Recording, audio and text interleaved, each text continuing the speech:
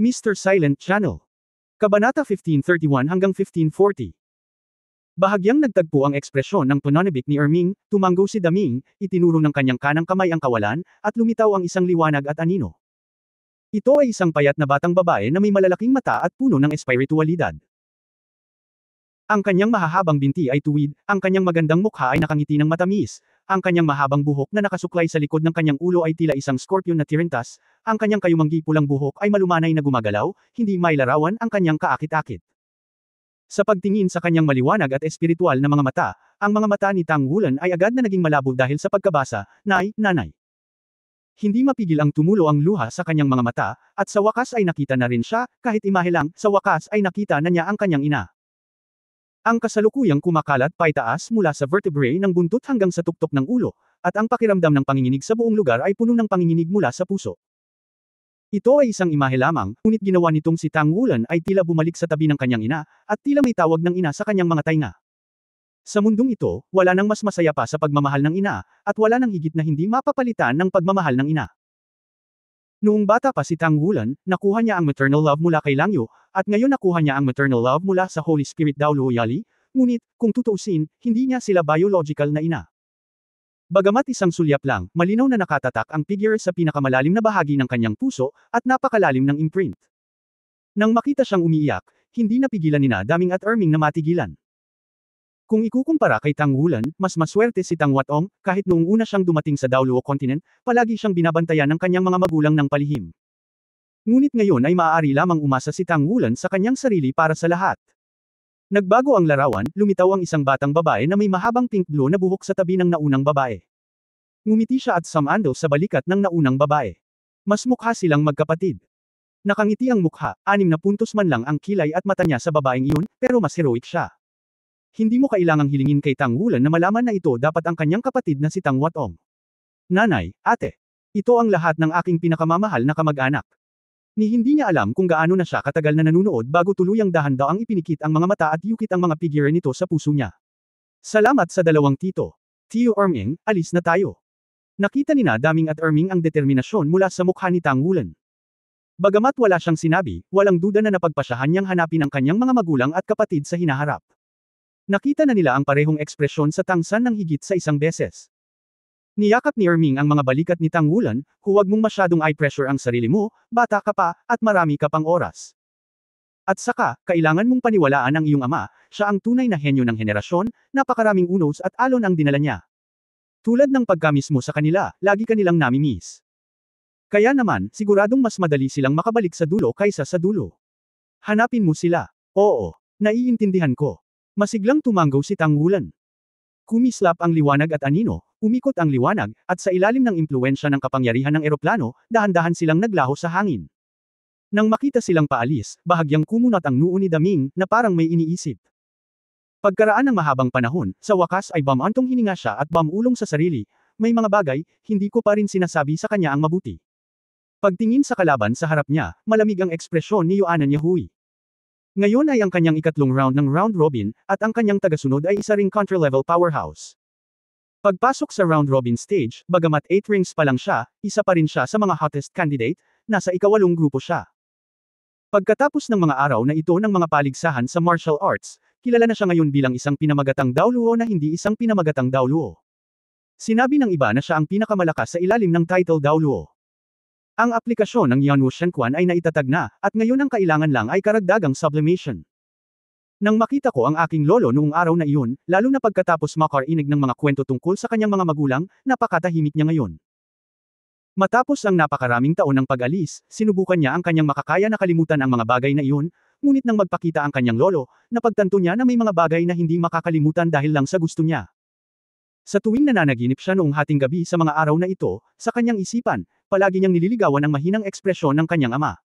Malinaw niyang naalala na ito ay isang tila hindi kaibig-ibig na hitsura.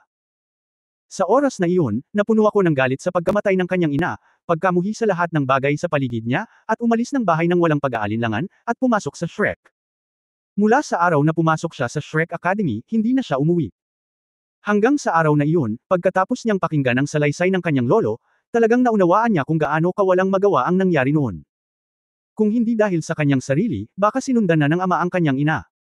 Gayunpaman, ito ay higit sa 10 taon, ngunit hindi ako bumalik upang makita siya, kahit isang beses.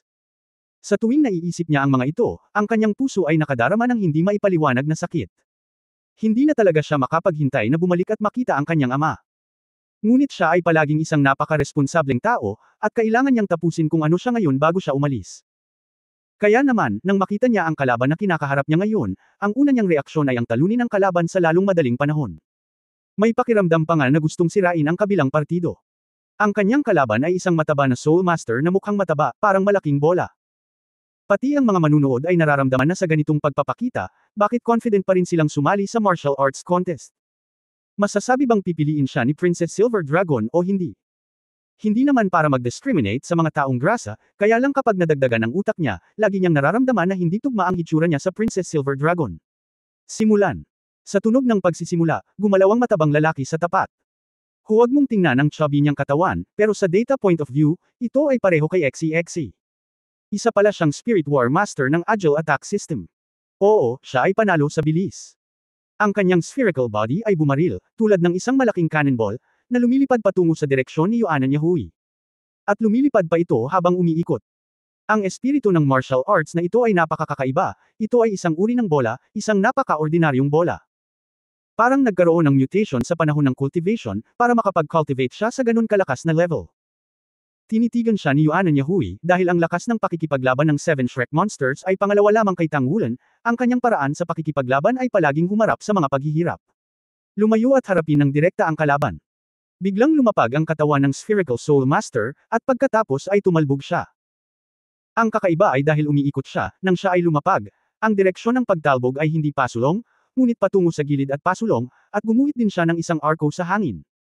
Rammed Yuanan Yahui mula sa gilid. Ang unang kakayahan ng espiritu, bola ng saging. Ang pinakamalaking tampok ng kakayahan ng espiritu na ito ay hindi ito maaaring isulong. Sa ilalim ng kontrol ng Spherical Spirit Master, maaari itong maglunsad ng isang opens iba mula sa anumang direksyon at anumang anggulo. Huminto ang mga yabag ni Yuanan Yahui, at biglang nagbago mula sa paggalaw patungo sa katahimikan, nakatayo pa rin sa pwesto. Ang pinakamahusay na paraan upang harapin ang gayong mabilis na kalaban ay manatiling tahimik at maghintay hanggang ang pag-atake ng kalaban ay umabot sa harap mo bago maglunsad ng ganting atake. Dahil sa oras na ito, ang kalaban ay nais na baguhin ang paraan ng pag-atake ay ang pinakabihirang. Nang makita na ang malaking bola ay dumating sa kanyang harapan, ang kanang kamao ni Yuanan Yahui ay ibinaba, ngunit, kakaiba, ang Spherical Spirit Master ay biglang nahulog at tumalbog muli sa isang lugar na 2 metro lamang ang layo mula kay Yuanan Yahui, at pagkatapos siya ay nakakapit sa lupa at direktang tumama sa kanyang mga binti. Sa sandaling ito, ang katawan ng Spherical Soul Master ay naging maliwanag na pula, ang pangalawang kakayahan ng kaluluwa, Bomball. Yuanan Yahui subconsciously stepped back and slammed his other hand towards the ground. Ngunit ang Spherical Soul Master ay biglang huminto lamang ng 1 metro ang layo mula sa kanya, umiikot sa napakabilis na lugar, at ang nagninangas na pula ay biglang naging isang transparent na orange na pula, at ang mataas na temperatura ay sumabog. Nang sumuko si Yuanan Yahui, biglang sumabog ang Spherical Soul Master at dumating sa harap niya sa isang iglap. Kung ito man ay rhythm control o soul skill application, ang isang ito ay masasabing nasa puntong gusto niyang gawin ang anumang gusto niya. Itinaas ni Yuanan Yahui ang kanyang kaliwang binti, yumuko ang kanyang mga tuhod, at ginamit ang kanyang mga tuhod upang labanan ang pagsabog. Isang kakaibang eksena ang lumitaw, at isa pang malaking globo ang tahimik na lumitaw sa likuran niya, na malakas na humahampas sa kanyang vest. Fifth Espiritu Kakayahan, Inainlo na bola. Ito ang tunay na ultimate move. Habang ang lahat ng atensyon ay naaakit ng Spherical Spirit Master sa harap, ang pag-atake sa likod nito ay talagang mas marahas. Sa sandaling ito, walang nakapansin na sa tabi ng platform ng kompetisyon, isang matangkad at malakas na lalaki ang nakatitig sa lahat sa platform ng kompetisyon. Ang karanasan sa buhay ni Yuanan Yahui na noon pa man ay gustong malaman ng lahat ay malinaw na nakasulat sa episode na ito. Parami ng parami ang malalakas na tao na lumilitaw. Ako ay banayad na gumagabay sa pangunahing linya. Susunod, ang pinakakapanabik na bahagi ng paligsahan. Malapit na. Isipin mo ito, sa huling sandali ng komperensya, kapag si Tang Wulan ay nakaharap kay Guyana, ano ang mangyayari? Ngayon, ako ay 37 taong gulang na rin. Ang nakalipas na 2 taong gulang ay maaari akong maging mas mabuti. Sana may milagrong mangyari kay Muzi kung gumaling siya, ilang taon pa talaga akong susulatan. Unang tumama sa tuhod ni Yuanan Yahui ang hugis bola na Soul Master sa harap, at nagkaroon ng marahas na dagandong. Sa katawan ni Yuanan Yahui bilang sentro, sa loob ng 30 metro ang lapad, nagkaroon ng marahas na pagsabog, at pagkatapos ay nagkaroon ng pangalawang dagandong. Mas matindi pa ang tunog kaysa sa naunang dagandong. Sa lugar kung saan nakatayo si Yuan Nyahui kanina, may ulap ng kabute na hindi nakakatakot. Naintindihan mo. Natigilan ang audience. Mula sa simula ng labanan hanggang sa kasalukuyan, si Yuan Nyahui ay ganap na walang kibo. Tinamaan siya ng personal na atake ng kalaban. Kapag ang lahat ay isang 8-ring contra, ang lakas ng pag-atake na ito ay talagang nakakatakot. Gayunpaman, tulad ng kanilang pagkagulat, ang ikatlong dagandong ay tumunog din. Sa pagkakataong ito, nagkaroon ng malaking lindol. Isang figure ang lumitaw sa hangin, at ang lumabas mula sa ulap ng kabute ay isang spherical na katawan. Kaagad pagkatapos, nakita ng mga manunood na ang tumataas na ulap ng kabute ay umiikot ng malakas at naging isang malaking puyo ng tubig, na pumipiga sa puyo ng tubig patungo sa gitna, at sa susunod na sandali, ang spherical lift ay naspray palabas mula sa puyo ng tubig, tulad ng ang mga shell ay normal, na tumama sa tuktok ng langit na simbolyo ng platform ng kompetisyon at pagkatapos ay mabilis na tumama, at pagkatapos ay mabagsik na tumama sa lupa, protection na takip. Nakabaon pa sa lupa. Ito. Kumalat ang puyo ng tubig, inihayag ang figure ni Yuan Nyahui. Wala siyang pinagkaiba sa dati, at kahit palda ng kanyang damit ay hindi nakakalat, ngunit may malabong dilaw na halo sa kanyang katawan. Ang dilaw na halo ay umiikot ng napakabilis at unti-unting kumukupas. Ang kanang paa ni Yuan Nyahui ay biglang tumama sa lupa, at ang buong platform ng kompetisyon ay nanginig ng husto. Ang hugis bola na Soul Master sa di-kalayuan ay agad na tumalbog pataas ng isang counter-shock, at pagkatapos ay pinanood ng audience ang pagsuntok ni Yuan Nyahui. Palabas. Tila isang suntok sa hangin na nagpangiti sa buong espasyo, puro kapangyarihan. Noong araw na iyon, nang mapanood ko si Yuan Zhenchen na binomba ang tatlong suntok ni Tang Wulan, sobrang natouch siya kay Yuan Nyahui. Bagamat hindi ayon sa batas ang kanyang suntok, medyo nang maglunsad ng pag-atake si Yuan Zhenchen noong araw na iyon. Ang lakas nito. Nang ang katawan ng Spherical Soul Master ay contra-shocked, ito ay naging orange sphere, ang tunay na one body. Sa oras na ito, hindi siya nang ahas na panatilihin ang kalahati nito. Kasabay nito, ang isang layer ng lens ng parehong kulay ay naka-attach sa ibabaw ng globo, isang dalawang character battle armor. Gayunpaman, sa harap ng suntok ni Yuan Nyahui, ang lahat ng ito ay tila walang kabuluhan. Nang balutin siya ng baluktot na halo, hindi na siya nito itinulak sa ere, bagkus ay kakaibang nasuspend ang katawan niya sa ere. Ang Spherical Spirit Master na ito ay mukhang nabugbog ng kakilakilabot noon, ngunit sa katunayan, ang kanyang ika-6 na kakayahan sa espiritu ay tinatawag na jumping ball, na maaaring lubos na mabawasan ang kapangyarihan ng pag-atake na ipinataw sa kanya ng kanyang kalaban sa pamamagitan ng kanyang elasticity, kaya sa katunayan ang pinsala ay hindi seryoso. Ngunit sa pagkakataong ito ay iba na. Halatang naramdaman niya ang hangin sa paligid ng kanyang katawan na marahas na durog, lumiliit ang katawan nito, maging ang 2-character battle armor, ngunit wala siyang kakayahang kumawala. Sa sandaling ito, talagang naunawaan niya kung gaano kalaki ang agwat sa pagitan niya at ni Yuan Nyahui. Kung hindi ginagamit ang battle armor, hindi makalaban ang battle armor ng kalaban. Sa ilalim ng entablado ng kompetisyon, isang matipunong lalaki ang nanunood ng eksenang ito habang sumasayaw ang mga kamay at masiglang winuwagayway ang kanyang mga kamao, napakabuti, yan.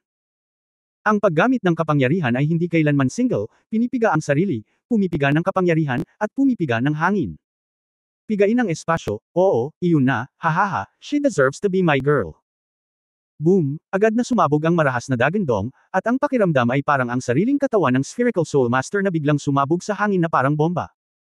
Hindi mabilang na dilaw na sinag ang nakakalat, at ang matambok na katawan ng Spherical Soul Master ay sumambulat na may mga patong ng kristal na dilaw na sinag sa pagyanig. Ang liwanag ay kumislap, si Yuan Nyahui ay nakarating na sa kanyang harapan, at ang kanyang kanang kamao ay tumigil sa harap ng kanyang ulo, na muling naging tao. Naramdaman lang ng Spherical Soul Master na bumuhos ang maraming malamig na pawis sa kanyang katawan sa isang iglap, at maging ang kanyang damit ay basang-basa sa malamig na pawis. Pakiramdam niya ay hindi siya nag-iisa kundi isang mabangis na hayop na nakaharap sa kanya. Hindi pa niya naranasan ang kilabot ng suntok ngayon. Ito ay hindi isang simpleng suntok, ngunit isang suntok na may lakas ng pag-atake na nagmumula sa lahat ng direksyon. Napakalakas ng mapang-epong puwersa na nabuo ng puwersa, maging ang kanyang dalawang salita na laban. Pakiramdam ni Kaido ay nasa bingit na siya ng pagbagsak. Pero hindi man lang ginamit ng kalaban ang battle armor, at medyo malaki talaga ang gap. Si Yuan Nyahui mismo ay nakaramdam ng kaunting pagkasilaw. Ang suntok kanina, sa totoo lang, hindi niya inaasahan na ganoon kadaling matatalo niya ang kalaban, pero sinunod niya lang ang nararamdaman niya at ibinato ang suntok at sinuntok ito. Tila nagkaroon siya ng malinaw na pag-unawa, tila naramdaman niya ang ilang panlabas na kapangyarihan na ineksyon sa kanyang suntok, at ang kanyang karanasan sa kapangyarihan ay tila malalim sa isang iglap. Ang hindi niya alam ay ito ang kapangyarihan ng batas, ang pag-unawa sa kapangyarihan ng batas. Nagsimula na rin siyang makaramdam ng bakas ng gilid. Inaamin ko ang pagkatalo ko. Ang Spherical Soul Master ay wala ng planong makipaglaban. Ito ay masyadong nakakatakot. Kung masusuntok pa siya, natatakot ako na ang kanyang sandata sa labanan ay bumagsak at siya ay magdusa ng husto. Nakatayo na nakasara ang kanyang mga suntok, si Yuan Enyahui ay tahimik na nakatayo sa gitna ng yugto ng kompetisyon.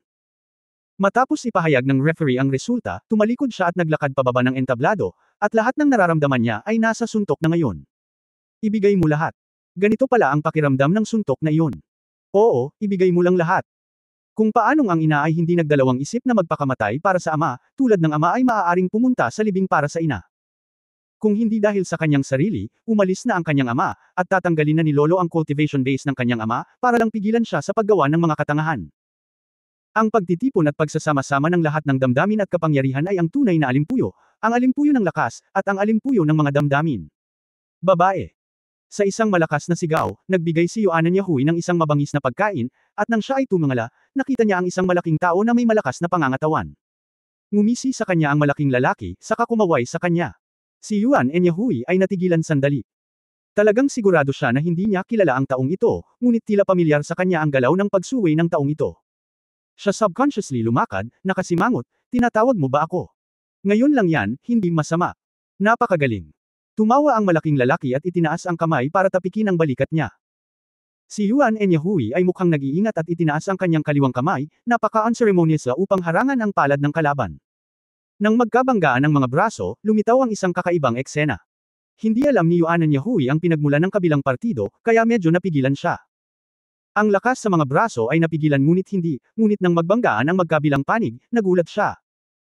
Nalaman kong may suction force mula sa braso ng kalaban, na sumisipsip ng lakas sa braso niya, at saka natural na tinapik ang balikat niya. Nang binaril niya si Yuan Enyahui, nanigas ang buong katawan niya.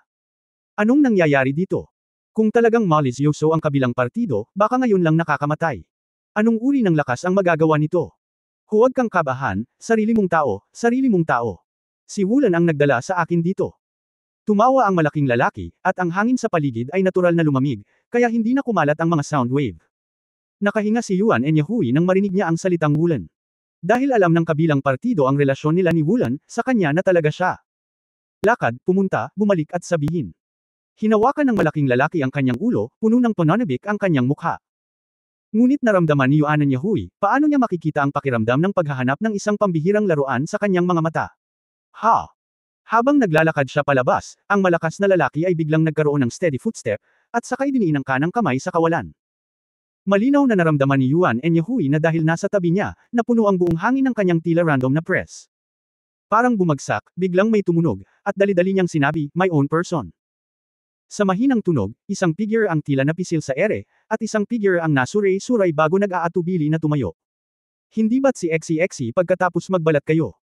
Dito naglalaro si Yuan Enyahui, paanong hindi dumating si Xie?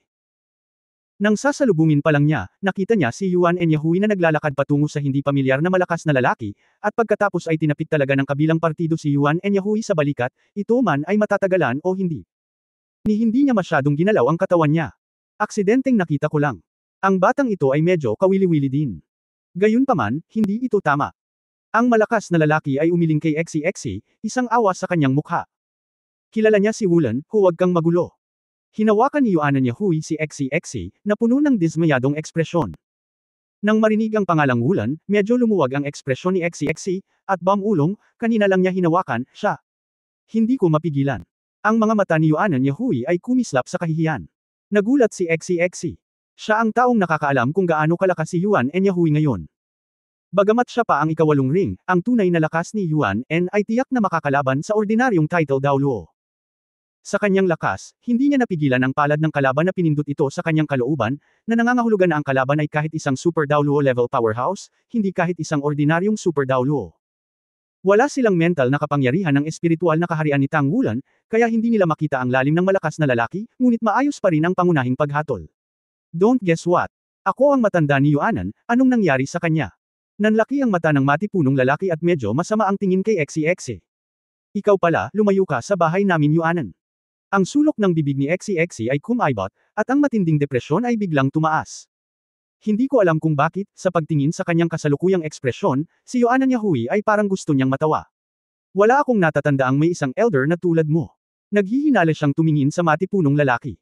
Ang malakas na lalaki ay nagsabi, ngayon alam ko na ito ay malapit nang matapos. Ikaw na babae ay talagang mahusay, ako ay lubos na nasisiyahan. Ito ay talagang isang kagalakan na magkaroon ng mga supling na tulad mo.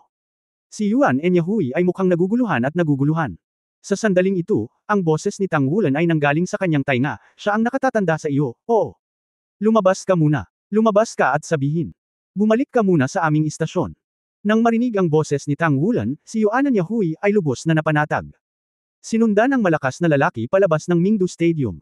Isang soul-guided car na ang naghihintay doon. SLR ang salamin ng kotse kaya sa loob lang makikita mo ang loob pero sa labas hindi mo makikita. Buksan ang pinto, sumakay sa kotse, may malawak na espasyo, at may maliit na mesa sa gitna ng dalawang hanay ng marangyang upuan na magkatapat. Si Tang Wulan ay nakaupo sa isang upuan malapit sa loob, at pagkabukas ng pinto, kumaway siya sa kanila. Sumakay silang tatlo sa kotse, at ang matipunong lalaki ay umupo sa komportableng mga upuan at hindi napigil ang bamantong hininga, talagang mag-e-enjoy kayong mga tao. Gayunpaman, ito ay talagang kawili-wili. Walang magawang sinabi ni Tang Wulan, pangalawa tiyo, ang sangkatauhan ay hindi ganap na hindi kanais-nais.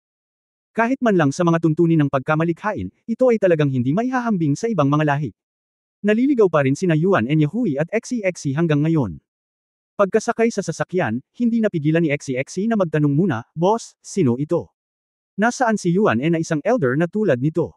Ano ang problema, may ilang mga tawag kaagad nang lumitaw ito. Mula nang malaman ang karanasan ni Yuan Yahui sa buhay, si XCXC ay puno ng pagkabalisa, na nagnanais na tulungan siyang magbahagi ng higit pa. Sinabi ni Tang Wulan, ito nga ang matanda ni Yuanen. Tama ito. Hindi ko sinasadyang nakatagpo ito.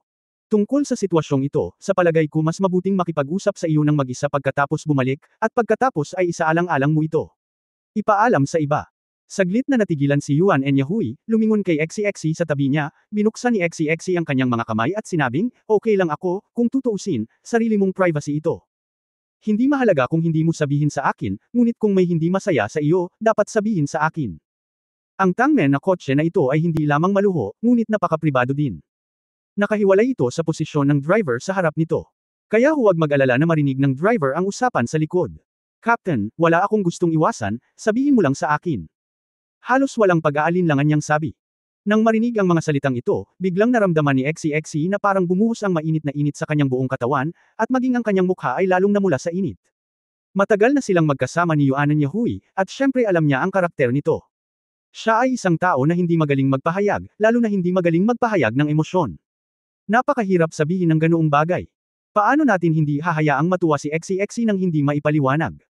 Tumango si Tang Wulan at sinabing, noong araw na iyon, minsang sinabi ni Senior Zenshin na ang mana ng iyong pamilya ay nagmula sa isang henerasyon ng Beast King Titan Great Apes, ngunit hindi niya ito nasabi ng malinaw sa oras na iyon, dapat mong tandaan ito. Tumango si Yuan Yahui. Sinabi ni Tang Wulan, sa katunayan, ang Titan Giant Ape ay isang sinaunang Divine Beast, at ang bloodline nito ay napakanipis. Sa ganitong kahulugan, ang pamana ng iyong pamilya ay ipinanganak mula sa isang higanteng-higanteng unggoy na nagpractice ng anyo ng tao at ang lola ng iyong ninuno. Nagbago ang mukha ni Yuan Yahui, ibig mong sabihin, hindi ako purong tao. Nagmamadaling umiling si Tang Wulan at sinabing, hindi, syempre hindi ko sinasadya iyon. Ipinaalam ko lang ito sa iyo. Sa katunayan, mayroong isang pamarisan para sa pagsasama ng tao at mga espiritong hayop. Ang ninuno ng ating tangsek na si Tang San na si Softbone Daoluo ay 100,000 taong gulang na soul beast cultivator. Nang marinig ang kanyang sinabi, bahagyang gumanda ang mukha ni Yuan Yahui, ngunit ang matipunong lalaki na nakaupo sa tabi ni Tang Wulan ay medyo hindi nasisiyahan at sinabing, ano ang nangyari sa soul beast? Sumulyap si Yuan Yahui sa kanya, ngunit hindi pa rin niya naiintindihan ang ibig sabihin ni Tang Wulan. May kaugnayan kaya ang kaharap niya sa mana ng Titan Great Ape. Nagpatuloy si Tang Wulan, ang mga katotohanan ay dapat na pareho, kabilang ang iyong apelyido, ito ay nagmula sa naglilinang na may sapat na gulang na Titan Great Ape. Ang salitang Yuanan ay nagmula sa orihinal na kahulugan ng biyaya. Tumango si Yuan Yahui, Captain, ano ka ba? Sinabi ni Tang Wulan, ito ang iyong ninuno. Hindi na siya umikot paikot-ikot. Bagamat alam niyang maaaring hindi madaling tanggapin si Yuan Yahui pansamantala, nagpa siya siyang magsalita. Natigilan si Yuan Yahui, pati si XCXC na katabi niya ay natulala.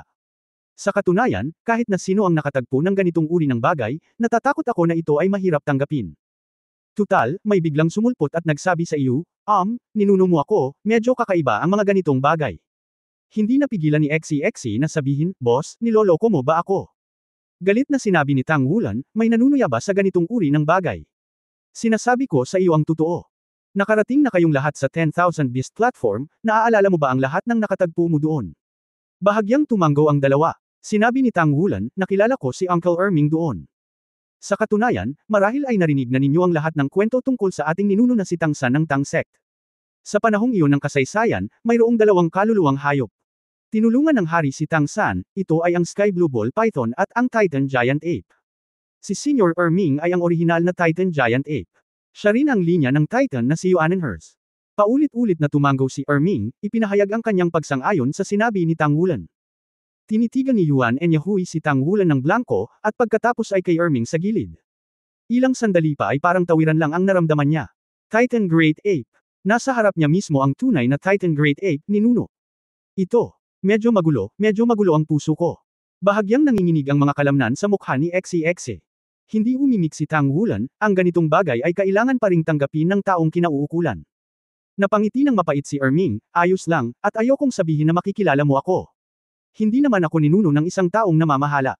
Sa totoo lang, kung hindi ko pa nakilala si Wulan, hindi ko malalaman na mayroon pa akong linyang ito. Pamana ng mga susunod na henerasyon. Ito na ang pinakamasaya kong bagay na makita mo ako, hindi ko na lang kailangan na makita mo ako. Ang dugo ko na dumadaloy sa katawan mo, sobrang kontento na ako." Noong una niyang nakita si Yuan Enyahui, naramdaman na niya ang dugo ng tagapagmana ni Yuan Enyahui. Ang pamana ng bloodline ay hindi kinakailangang matuno pagkatapos ng maraming henerasyon. Dahil mayroong pagkakaroon ng martial spirit inheritance, hanggat ang martial spirit ay naipasa, ang bloodline ay karaniwang susunod sa mana. Sa makatuwid, ang bloodline ng Yuan Enyahui ay hindi espesyal. Mayaman, ngunit lubos niyang natitiyak na ito ang kanyang supling at sariling dugo. Ang pakiramdam na ito ay talagang kahanga-hanga para kay Erming. Biglang napakaraming supling, sa kanya, para siyang pay sa langit. Siya ay nabuhay ng napakaraming taon, at siya ay may napakawalang interes na pananaw sa iba pang mga bagay, ngunit ang kanyang pagmamahal sa pamilya ay lubhang malalim. Medyo nahihirapang sinabi ni Yuan Enyahui, ito, medyo nalilito ako. Captain, at, Senior, natatakot ako na kailangan kong i-verify sa pamilya. Siyempre kailangan itong ma-verify. I-verify ko ito sa iyo, at umaasa na makita sila. Biglang sabi ni Erming na may emosyon. Sa biglaang pag-alam na marami siyang supling, paanong ayaw niyang makita ito ng sarili niyang mga mata? Huminga ng malalim si Yuan Enyahui. Pagkatapos ng lahat, isa siya sa 7 Shrek Monsters. Pagkatapos ng napakaraming hangin at alon, pagkatapos ng maikling pagkabigla, sa wakas ay huminahon na siya, oo. Nung tinapik niya ako sa balikat kanina, wala akong malakas na pagtanggi. Dahil ba sa relasyon ng dugo? Tumingin si XCXC kay Erming at nag-alinlangan, "Senyor, napahiya talaga ako ngayon lang, wala akong intensyon na saktan ka." Sumulyap si Erming sa kanya, pagkatapos ay tumingin kay Yuan Enyahui, "Sino siya mula sa iyo?" Nang hindi na hinintay na magsalita si Yuan Enyahui, walang pag-aalinlangan na nagsalita si XCXC, at sinabing, "Boyfriend." Kinagat ni Erming ang kanyang mga labi, medyo mas malala ang paningin, at mas malala pa ito kaysa kay Wulan. Ito. Ibinuka ni XCXC ang kanyang bibig at namula kaagad, na naging dahilan upang hindi siya makatanggi. Naglakas loob siyang tumayo ng mas mataas kaysa sa iba, ngunit kumpara kay Tang Wulan, kilala niya talaga ang kanyang sarili. Umiling si Yuan Enyahui at sinabing, "Magaling siya." Ang tatlong salitang ito ay napakasimple, ngunit ang marinig ang mga tainga ni XCXC, may biglaang pagnanasa na umiyak. Pagkatapos ay naramdaman niya ang isang banayad at malakas na kamay na humawak sa kanyang sariling kamay. Dali-dali niyang pinisil ang kamay nito pabalik, ewan kung bakit, mas gusto niyang yamakap sa balikat nito at umiyak. Tumawa si Erming at sinabing, "Nakakatuwa. Kawili-wiling maliit na lalaki. Gayunpaman, ang iyong Wan ay tila hindi ganap na nabuo. Tutulungan kitang bumuo nito mamaya." Saglit na natigilan si XCXC, hindi kumpleto ang pag-unlad ng Wan. Ano ibig sabihin nun? Sinabi ni Erming, "Ang iyong martial soul ay isang napakabihirang dragon ng oras at kalawakan, nararamdaman ko ito. Ngunit bahagya mo lang naunawaan ang malalim na kahulugan ng space shuttle, ngunit hindi ka sigurado sa oras. Kung wala ang interweaving ng oras at espasyo, paano mo madadala ang dragon ng oras at espasyo, na kilala bilang ang pinakamisteryosong dragon clan?" Nagliwanag ang mga mata ni XCXC, "Salamat Senior sa iyong payo. Siya ay isang ganap na matalinong tao, at hindi niya alam kung paano hampasin ang isang ahas gamit ang isang stick sa oras na ito." Bagamat walang sinabi si Tang Wulan, batay sa kanyang paggalang sa Titan Great Ape Erming, mahuhulaan din ni XCXC na marahil ito ay isang extreme Daoluo. Ang bawat isa sa Shrek 7 Devils ay nagsusumikap at umuunlad. Ang bilis ng pagpapabuti ni Tang Wulan ay napakabilis na nagpaparamdam sa lahat na hindi sila makakahabol. Ngunit paanong walang paghahambing sa iba pang anim? Si XCXC mismo ay isang twin martial soul, ngunit ang kanyang pamilya ay walang anumang malakas na background. Masasabing siya na ang pinakamalakas na tao sa family history at ang sandigan ng pamilya. May mga turo ang Shrek Academy, at mayroon ding nasa ilalim ng korona. Pero masyadong kakaiba ang martial arts spirit niya, wala ito sa historical records ng Shrek Academy, kaya wala talagang makakatulong sa kanya na mahanap ang daan, mag-isa lang siyang mag-explore. Si Lezengyo ay may suporta ng pamilya ng Sagradong Anghel. Pagkatapos ng dalawang paggising, ang kanyang antas ng paglilinang ay talagang itinapon. Not to mention Yuana Yahui, she is absolutely talented, plus super twin martial arts. Kaluluwa. Si Yexinglan ang pinakamasipag, naunawaan niya ang malalim na kahulugan ng kaluluwa ng espada, at ang kanyang paglilinang ay maaaring ilarawan bilang mabilis. Palalim ng palalim ang pagkaunawa ni Shu Lizzie sa kapangyarihan ng pagkawasak, at siya ay isang Oiliari Soul Master. Lumalakas at lumalakas ang Star Cane Control ni Shu Xiaoyan. Ang kanyang espiritu ay ang pinakakakaiba, at ang kanyang espiritong kapangyarihan ay patuloy na tumataas at patuloy. Ang mutant spirit mismo ay may napakalakas na kakayahan na sumipsip ng mga bituin sa gabi. Ang pagsasanay ng mas mahirap ay makakakuha ng 2 beses ang resulta sa kalahati ng pagsisikap. Sa makatuwid, kahit na si XCXC ay nagsusumikap sa lahat ng oras, pakiramdam niya ay naiiwan pa rin siya ng kanyang mga kaibigan. Huwag masyadong maging masaya na makilala ang isang taong nakakaunawa sa malalim na kahulugan ng dragon ng oras at espasyo at handang magbigay ng payo sa kanya. Medyo naging awkward ang atmosphere sa oras na ito, at medyo malamig. Napakamot ng ulo si Erming, actually mas kinakabahan pa siya kaysa kay Yuan Yahui. Bagaman siya ay nabubuhay ng maraming taon, ito ang unang pagkakataon na talagang hinarap niya ang usapin ng pagmamahal sa pamilya. Hindi pa siya naging ama o lolo, direkta siyang naging ninuno. Napakasakit din ng ulo para sa kanya kung paano makipag-usap sa kanyang mga inapo. Gayunpaman, makikita mo sa kanyang mga mata kung gaano niya kamahal si Yuan Yahui, ito ay isang uri ng taos-pusong emosyonal na pagbabago mula sa puso. By the way, Yuanan. Sabi ni Uncle Erming, may paraan daw para masolusyonan ang problema ng Fallen Angel martial arts sa iyo. Hindi ka masasaktan. Binasag ni Tang Wulan ang katahimikan. Si XCXC ay mas masaya kaysa kay Yuan Yahui. Ano ang magagawa ko? Mahusay, ito ay talagang mahusay. Tumingin si Tang Wulan kay Erming, at agad na naintindihan ni Erming, at sinabi ang sinabi niya kay Tang Wulan noon. Hindi mismo sinabi ni Tang Wulan, para lang bigyan siya, ang ninuno ng pamilya Yuanan, ng pagkakataong gumanap. Sa kasalukuyan, ang bagay na ito ay masasabing pinakamalaking bagay na bumabagabag sa angkan ni Yuanan.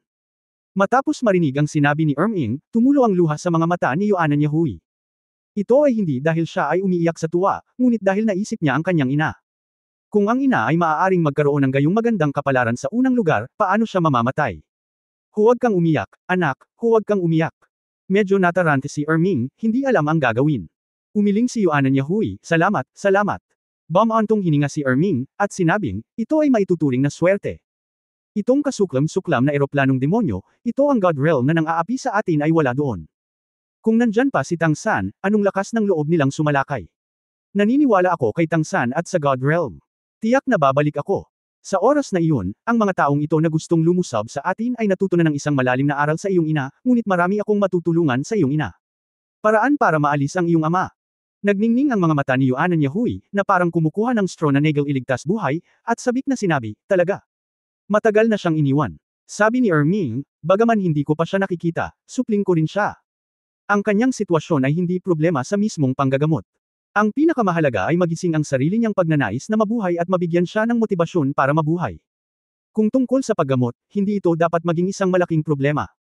Dahil dati siya ay nasa Title Daoluo level na siya, ang kanyang pundasyon ay naroon pa rin ang antas ng Title Daoluo na nakilala niya ang Title Spirit Masters. Sa batas sa isang tiyak na lawak kung hindi, walang batas, sa palagay mo ang mga tao ay napakakapangyarihan kung gayon, ang kanyang pagnanais na mabuhay ay nakasalalay sa iyo. Masiglang tumanggo si Yuan Yahui. Nakaupo sa tabi niya, si Tang Wulan ay napuno ng kagalakan, at ang bagay na ito ay gumagalaw sa pinakamagandang direksyon. Mabuti naman. Pagkatapos ng paligsahan sa martial arts, babalik ako sa iyo. Sa harap ng iyong lolo, puputulan ko ang koneksyon sa eroplano ng demonyo para sa iyo. Ito rin ang magpapagaan sa pakiramdam ng iyong mga tao. Pagkatapos ay manood ka ulit. Tingnan mo kung paano pakikitunguhan ng maayos ang iyong ama. Noong mga panahong iyon, pinakiusapan ko ang ninang na sumama sa kanya. Siya ang ganap na awtoridad sa paggamot. Hindi umimik si Yuan Yahui, tumanggaw lang siya ng mariin na may luha sa kanyang mga mata. Bagamat siya ay umalis sa bahay noong siya ay bata pa, siya ay may sariling tahanan mula noong siya ay pumasok sa Shrek, at ito ay palaging nandoon, oo, ito ay palaging. Step by step ang Martial Arts Recruitment Conference, at bawat grupo ay may mga representative na karakter, dahil mahaba talaga ang schedule ng kompetisyon at bumababa na rin ang news effect. Para naman sa Spirit Spreading Pagoda, naghahanda na siya para sa final choice. Walang alinlangan, pagkatapos matukoy ang unang pwesto sa bawat grupo, ang huling pagpili ng Silver Dragon Princess na si Guyana ang magiging pinakakapanabik na eksena. Sa oras na iyon, muling sisikat sa sukdulan ang kasikatan ng martial arts contest. Pagkatapos ng ilang rounds ng round robin, malakas at mahina ang lasa, at ang mga malalakas na manlalaro sa bawat grupo ay nasa mata ng publiko. Maliban sa ilang focus battle na nakakakuha pa rin ng mataas na atensyon, ang iba ay bumabagsak. Si Tang Wulan ay hindi nakatagpo ng maraming pagtutol sa mga susunod na round ng mga laban. Kung tutuusin, masyadong malakas ang ipinakita niyang lakas sa kanyang harapan, lalo na laban kay Huangsha Daoluo. Iyon ay isang titulo Daoluo. Bumagsak siya ng hindi nakahawak dito ng ilang beses sa kanyang mga kamay. Ito ay talagang kakilakilabot. Maraming tao ngayon ang nagsasabi na malamang na si Tang Wulan ay magiging kwalipikado sa kalaunan para sa tatlong grupo, hindi ang Chuanlingshi Chenggu Zhangting. Ang pamilyang Blue Lightning Tyrannosaurus ay isa sa 6 na pamilyang nagtatag ng Wan Temple noon pang 20,000 taon na ang nakalilipas, at kilala rin ito bilang ang pinakamataas na tatlong sekta. Hindi pa ito naging napakaraming taon, at sa pagkakataong ito ay muling pinatunog ni Yulungyo ang reputasyon ng pamilyang Blue Electric Tyrannosaurus sa buong mainland. Mabilis na lumipas ang mahigit isang buwan. Ang buhay ni Tang Wulan ay napakaregular. Bilang karagdagan sa paglahok sa kompetisyon, siya ay nagsasanay, araw-araw. Simula nang umalis si Guyana noong araw na iyon, hindi na siya muling hinanap, ni sinubukan niyang hanapin siya. Ngunit ang magsasaka ay naging mas mahirap at mas mahirap. Ang craftsman na si Zhenhua ay maaaring ituring na malupit, ngunit nakalapit na siya kay Tang Wulan ng 3 beses at hiniling sa kanya na dagdagan ang kanyang oras ng pahinga. May isip kung gaano kahirap si Tang Wulan sa proseso ng paglilinang. Ang mga pagsisikap ay palaging magbubunga. Sa panahon ng buwang ito, ganap na niyang pinagkadalubhasaan ang kanyang pagbabawal at ang Dragon Emperor. At maaaring matukoy ang lakas ng paglipat na ito ayon sa kanyang sariling mga pangangailangan. Ang hakbang na ito na paraan ng pagbabawal ng Dragon Emperor ay higit pa tungkol sa kontrol, sa halip na direktang pagpatay. Inimbitahan pa ni Tang Wulan si Extreme Daoluo na subukan at bigyan siya ng gabay. Kasabay nito, sinusubukan din niyang pagsamahin ang iba pa niyang iba't ibang espiritong kakayahan sa isa't isa sa proseso ng Tian Forging. Ipagpatuloy ang follow-up na paglikha ng ipinagbabawal na batas ng Dragon Emperor. Ngunit malinaw naman, ang Dragon Emperor Forbidden Law ay hindi ganoon kadaling likhain. Ang kanyang kasalukuyang pag-iisip concretization ay nagpapatatag, at ang kanyang pang-araw-araw na pagsasanay ay tulad ng paglalagay ng kanyang sarili sa isang pagan para sa patuloy na pagpapanday. Nagdadala si Erming sa pagitan ng One Beast Terrace at Mingdo. Gumugugol siya ng oras kasama sina Yuanan Yahui at Xi araw-araw, tinuturo at tinuturuan silang magsanay. Sinamahan din sila ng pagbisita sa mga sikat na kabisera, medyo nag-aatubili na isipin ito. Pakiramdam, mas harmonious din ang relasyon. Tungkol sa usapin tungkol kay Erming, si Yuan and Zhenchen ay hindi pa sinasabi. Ito ang desisyon ni Erming. Pag-uusapan ang lahat sa pagbabalik niya sa Titan Great Ape Family. Matapos makumplito ang huling araw na forging, ang katawan ni Tang Wulan ay kumikinang na may mahinang makulay na liwanag. Basang-basa sa pawis ang palda ng kanyang katawan, ngunit ang kanyang mga mata ay naging ekstraordinaryong ningning. Subconsciously na ikuyom ang kanyang mga kamao. Hindi ko na itutuloy ang practice mamayang gabi, bumalik ka na at magpahinga ka ng mabuti. Para sa kanya, ito ay masasabing isang napaka-extravagant na bagay nitong nagdaang panahon, dahil bukas ang huling araw ng round robin, at ang ikatlo at ika-4 na grupo ang magdedesisyon kung sino ang magiging top 10 at magiging martial artist. Ang huling bagay ng kumperensya para sa pagpili ng Silver Dragon Princess na si Guyana. Sa huling round, ang makakalaban ni Tang Wulan ay ang kanyang pinakamalaking karibal, si Chenggu Zhangting. Mula nang dumating si Guyana noong araw na iyon, si Tang Wulan ay naninigas ng enerhiya sa kanyang puso. Hindi mo ba ako papayagang sumali? Ako ay sasali. Anuman ang layunin mo, hindi kita hahayaang piliin ang Chenggu Zhangting na iyon. Sa labanang ito, hinding-hindi siya matatalo, at hinding-hindi siya matatalo. Gusto niyang talunin si Chenggu Zhangting at sabihin sa kanya na pag-aari niya si Guyana. Walang makakaalis nito. Ang martial arts contest ay isang grand event kung saan ang mga spirit tower ay nagpapakita ng kanilang lakas, nagpapakita ng kanilang pamana, gumagabay sa atensyon ng mga tao, at nakakuha ng higit na reputasyon para sa kanilang sarili. Anuman si Tang Wulan na dumating sa kompetisyon sa pagkakataong ito, o lahat ng iba pa, isa rin itong engranding kaganapan para sa Tang Sect at Shrek. Ang lahat ng mga plano ay tahimik na nagpapatuloy, at ang huling banggaan ay palapit ng palapit. Mag-cruise ang iyong mga tuhod at magnilay. Nararamdaman ang pagbabago ng sarili, nauunawaan ang mga batas ng langit at lupa. Sa dilim, unti-unting bumubuti ang pagtatanim ni Tang Wulan. Lumitaw din ang malalakas na ilaw sa himpapawid, nagbabago at nakakapanghina sa proseso ng pag-upgrade ng kanyang cultivation base, na tila isang maliit na mundo ang lumitaw sa paligid ng kanyang katawan. Sa maliit na mundong ito, may mga makukulay na halos umiikot, ang dagandong ng mga higanteng dragon, ang napakaraming halaman na puno ng sigla, at ang walang katapusang maalon na dagat. Sa maliit na silid, sa panahon ng proseso ng paglilinang ni Tang Wulan, tila ito ay naging isang mundo ng pantasya. Konkretong pag-iisip, ito ay mga pagpapakita ng kanyang sariling kapangyarihan. Kasabay ng sobrang pagunlad ng mental power, ang kabuuang lakas ni Tang Wulan ay naging mas malakas at mas malakas ngayon. Nararamdaman niya mismo ang kanyang pang-araw-araw na pagunlad. Kung ikukumpara sa labanan ng limang Diyos sa Starluo Empire, mas kalmado na siya ngayon. Ang kawalang tatag ng pundasyon na dulot ng biglaang pagbagsak na dulot ng kombinasyon kay Guyana sa simula ay ganap na napatitag pagkatapos ng napakaraming araw ng langit. Maaari na niyang simulan ang pag-improve ng kanyang soul power sa pamamagitan ng cultivation. Pagkatapos ng panahong ito ng pagsasama-sama, kahit na ang kanyang cultivation ay nasa antas na ng titulo Daoluo, ang kanyang espiritong kapangyarihan ay tumaas ng napakabilis na maging siya mismo ay medyo nagulat. Ngayon ang huling round ng ikatlo at ikaapat na round. Dapat mong panuurin ang pangatlong grupo. Haha, sa wakas ay makikilala na niyulungyo si Chenggu Zhangting, at kung sino ang pinakamalakas sa death group ay sa wakas ay mapagpasyahan. Oo. Napagdesisyonan na ang unang pwesto sa unang grupo at pangalawang grupo. Parehong mahusay ang dalawa. Ang ikaapat na grupo ay ang Lan Fuzzy, na nakapag-qualify na sa unang dalawang rounds na nakalipas. Ngayon tingnan natin ang ikatlong grupo. Sina Yulungyo at Chenggu Zhangting ay nanalo sa lahat ng 8 laro sa harap nila. Ngayon ang araw para magpasya kung sino ang magiging kwalipikado. Sabi mo, sino sa kanila ang mas mahusay? Mahirap sabihin, pero mas optimistic ako kay Yulungyo. Noong hinulaan niya na matatalo siya noon, halos gumamit siya ng paraan ng sekil para talunin ang kalaban. Masyadong dominante ang kanyang Blue Electric Tyrannosaurus Spirit, at ang explosive power sa sandaling iyon, isipin mo ito. Nakaka-excite ang mga tao. Not necessarily, I am more optimistic about Chenggu Zhangting. Don't forget, this is the home of the Spirit Pagoda. How many resources and background has the Spirit Pagoda? Bagamat malakas ang Blue Electric Tyrannosaurus family, hindi ito makakasunod. Ikumpara natin ito sa Spiritual Pagoda. Chenggu Zhangting's must think na may hawak na dragon na kaluluwang cudgel, at sa tingin ko ay dragon siya ng martial arts soul, at sa harap ko ay isang dragon na may hawak na kaluluwang cudgel. Napakahirap para kay Yulungyo na talunin siya sa pamamagitan ng paputok na paraan. Tinataya ng dalawang panig na magkakaroon ng ganito. Anyway, kahit anong sabihin mo, dapat itong abangan. Nakabili na ako ng tiket. Kahit medyo mahal, mas masarap manood ng live kaysa manood ng live broadcast sa bahay. Haha, mayroon bang dagdag na tiket? Gusto ko ring manood ng isang ito. Mayroon pa akong isang bote ng 35 taong gulang na alak sa aking bahay. Gusto mo bang subukan ito? Halika, hindi ko ibinebenta ang isang ito. Ngayon ang mga tiket ng scalper ay nasa langit. Ngunit gaano man kataas ang presyo, hindi ito kasing ganda ng pagpunta sa laro ng personal. Malamang na ito ang oras na ito sa buong buhay. Maliban sa orihinal na master ng Tang sect sa Xingluo Empire. Bukod sa desisyon ng limang Diyos, ang pinakagusto kong makita ngayon. Para sa laro ngayon, mailalarawan ito bilang magulong.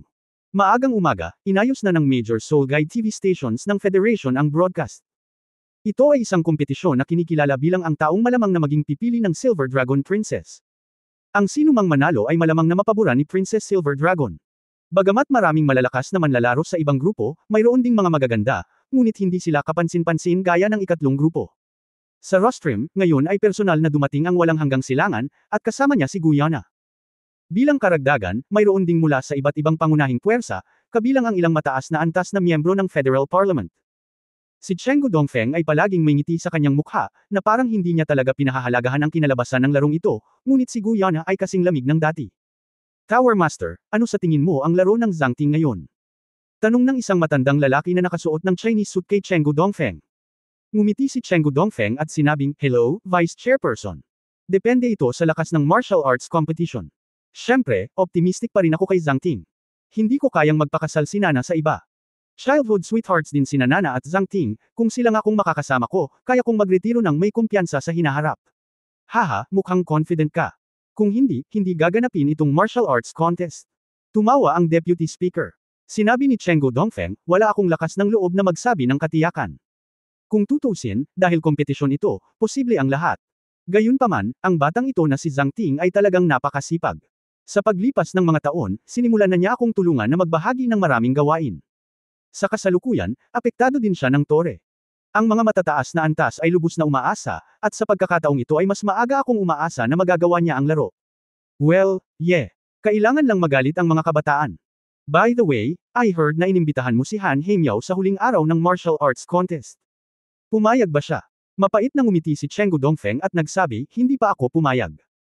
Hindi pa masyadong maganda ang mood ni Brother Chen mula nang bumalik siya mula sa labanan. Bagamat matandang magkaibigan din kami sa loob ng maraming taon, hindi magandang guluhin siya ng sobra. Ang mga mata ng Deputy Speaker ay kumislap at sinabing, oo.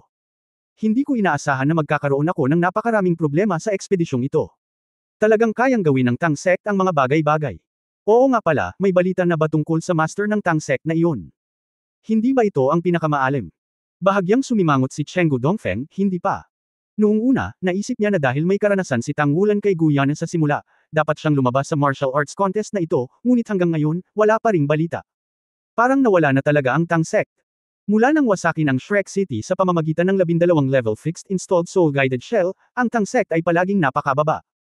Ang lahat ng mga institusyon ng Tang Sect ay higit na nagtagpo, at bihira silang lumitaw bago ito ideklarang isang pagtataksil na organisasyon.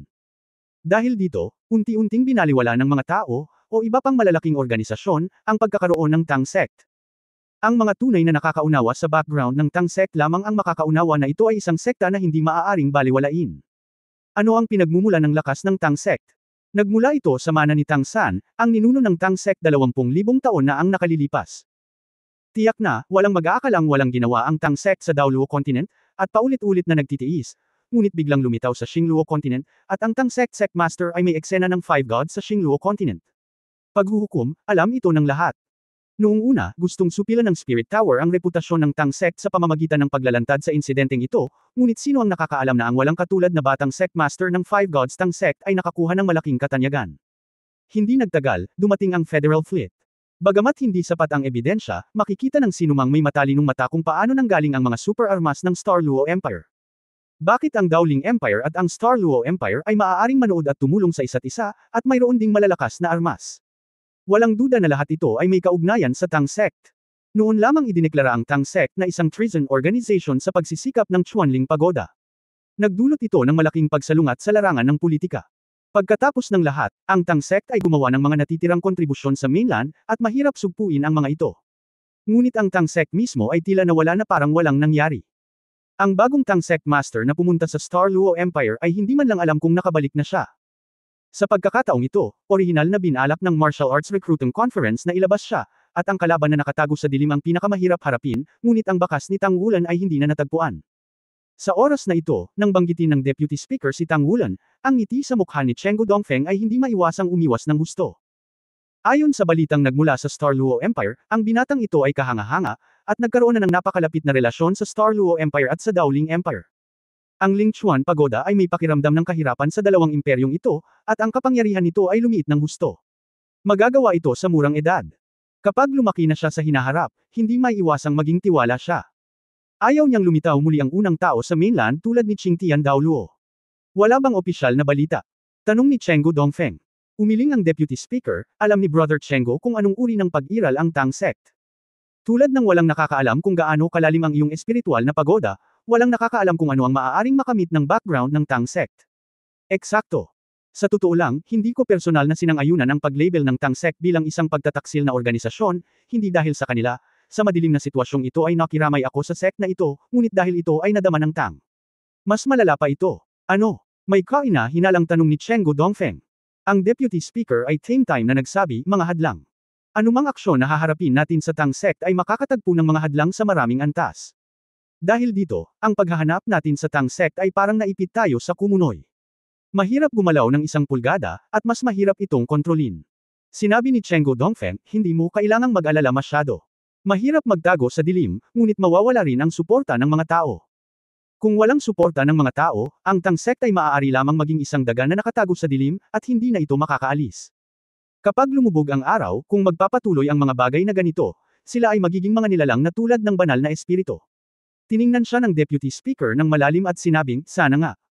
Gumawa ng pakiusap si Chenggu Dongfeng, makiupo at manood ng laro. Si Guyana ay nanunood ng may malamig na mga mata at hindi sumingit, pinapanood lamang ang lahat ng ito sa katahimikan, malinaw niyang nararamdaman na kapag binanggit ng Deputy Speaker ang Tang Sect, naapektuhan pa rin ang mood ni Chenggu Dongfeng. Obviously, wala talaga siyang pakialam, on the contrary, he actually cares. Magka-level ang Tang Sect at Shrek, bakit kahit ang federal government ay kailangang matakot sa kanila ng 3 puntos, dahil ang kanilang kabuuang lakas ay masyadong malakas, ang pagkakaroon ng Shrek City ay parang isang malayang kaharian sa Federation. Bagamat siya ay neutral, para sa mga namumuno, walang gustong lumitaw ang ganoong lugar. Ito ang tunay na dahilan ng pagkawasak ng Shrek City. Gayunpaman, ang pagunlad ng mga bagay hanggang sa kasalukuyan, tila ang muling pagkabuhay ng Shrek Academy ay hindi tulad ng naisip sa simula, at ito ay nagpasiklab din ng maraming bagay. Ang mga bagay na ito ay nagmula sa background ng Shrek Academy at Tang Sect. Iyan ay tunay na makapangyarihan.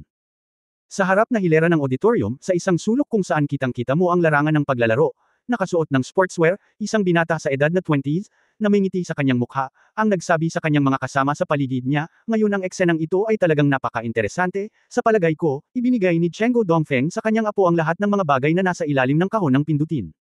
Ang kanyang boses ay kalmado at hindi masyadong mahina, ngunit ang ibang mga manunood na nakaupo sa malapit ay tila hindi ito marinig. Tanging ang ordinaryong babae lang sa tabi niya ang tumanggo ng dahan-dahan, so what? Anyway, I have absolute confidence in Wulan. Tumawa ang binata, natural ito. Ang bilis ng pag-unlad ni Wulan ay lampas sa aking imahinasyon. Bagamat lagi akong hindi kumbinsido kay Cao Dezi, sa pagkakataong ito kailangan kong aminin na siya ay tama. Kung ako lang, hindi ko talaga maiisip na hayaan ang isang batang Wulan na pasanin ang ganoong kabigat na pasanin. Ngayon mukhang tama si Old Cow. Ang binatang ito ay walang iba, kundi ang representante na pinuno ng Tangmen Daoluo Hall, ang limitasyon ng henerasyon, madamdamin na si Daoluo Zhangzin. At sa tabi niya, natural na ito ang ninang ni Tang Wulan, ang Holy Spirit na si Daoluo Yali pagkatapos maglagay ng make-up. Sino ang mag-aakala na sa isang hindi kapansin-pansing sulok, magkakaroon talaga ng dalawang powerhouse sa limitasyon ng antas ng Daoluo. Isa sa mga ito ay ang Ultimate Daoluo, ang unang sistema ng paggamot sa mundo. Bahagyang ngumiti si Yali, at sinabing, ito ay dahil ikaw ang may pananaw. At ang aksyon ay sapat na mabilis. Kung tayo ay mas mabilis, marahil ay hindi natin hahayaan si Wulan na maging Tang Sect Master. Siya ay nagtrabaho ng husto, ikaw pa rin ang may puso na maglagay ng ganoong kalakas na panggigipit sa kanya. Sa Sigad Pavilion, hindi bababa sa hindi magkakaroon ng ganoong aming mga bagay. Kung tutusin, hindi tayo magkapareho ng mga sekta ng Tang at masyadong marami at napakaraming bagay. Bahagyang ngumiti si Zhang Xin, sa mahabang panahon, si Shrek ang tunay na core, at Tang Sect ang panlabas ni Shrek. Palagi kaming nasa mutually complementary na relasyon, para makatayo kami ng husto. Minsan sa pinakamahinang panahon ng Tang Sect, si Shrek ay nag-abot ng tulong. Sa pagkakataong ito ay muling nagtatayo si Shrek, naniniwala din kami na hindi talaga magtatagal ang paghuhusga ng mga tao at ang spread na iyon ng espiritu. Upang makita ito, ang ekspresyon ni Chenggu Dongfeng makalipas ang ilang araw. Natawa si Yali at sinabing, bakit parang binata ka pa, matanda na tayong lahat. Tumawa si Zhang Xin at sinabing, dahil ako ay isang madamdaming binhi. Walang magawang umiling si Yali, sana magustuhan ni Chenggu Dongfeng ang sorpresang dinala namin sa kanya. Ang mga stand ay siksikan na sa mga oras na ito. Napakataas ng sigla ng mga manunood. Maraming mga banner na may nakasulat na pangalan ni Yulungyo, na halatang taga-suporta niya. Siyempre, marami pang banner na pagmamayari ni Chenggu Dongfeng. Sa isang kahulugan, ito ay ang kanyang tahanan court pagkatapos ng lahat. Si Lan Fuzzy ay nakatayo sa tabi ng entablado ng kompetisyon na may malamig na mukha. Hindi siya pumunta sa lounge ngayon. Ayaw niyang makita ang lalaking iyon, lalo na't makausap ito. Ewan ko ba kung bakit, she has always been very cultivated in the past, basta kaharap niya yung guy, hindi niya mapigilan yung temper niya. Manalo kaya siya ngayon? Hindi siya dapat manalo. Humph, nararapat ito. Sinumpa ni Lan Fuzzy ang isang tao sa kanyang puso. Sni. Sa rest area, bumahing si Tang Wulan, hinimas ang kanyang ilong at walang magawang tumingin sa labas. Ito ay isang taong nagmumura sa kanyang sarili. Kapag ang espiritual na paglilinang ay umabot sa isang tiyak na antas, ito ay magiging sensitibo sa ilang mga bagay na may kaugnayan sa sarili. Si Chenggu Zhangting ay nakaupo sa isang sofa na malayo sa kanya habang nakapikit at nagpapahinga. Para sa laro ngayon, ang ibang kalahok ay manunood lang talaga.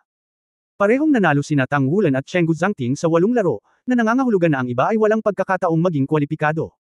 Sa huli, ang ikatlong grupo ay pumasok at sa wakas ay napili ni Princess Silver Dragon, isa lamang sa kanila. So, at this time, ang ibang contestants ay nakaupo sa malayo, at magkahiwalay silang nakipaglaro sa 2 taong ito, at syempre alam nila kung gaano sila kalakas. Kung mas hinahangaan sila kapag nakita nila si Chenggu Zhangting, at kapag nakita nila si Tang Wulan, mas lalo silang masindak. Pagkatapos ng lahat, ang lakas ni Tang Wulan ay mas marahas kaysa kay Chenggu Zhangting. Ngayon, malapit nang bumangga ang Blue Electric Tyrannosaurus sa Panlong Cudgel, at kung sino ang manalo ay ang pinakamahalaga. Hindi ko alam kung paano ito isinasaalang-alang ng organizer. Marahil ito ay dahil ang malalaking figure sa podium na dumating upang panuurin ang laro ay may limitadong oras. Direktang naka-schedule sina Tang Wulan at Chenggu Zhangting para sa unang laro ngayong araw.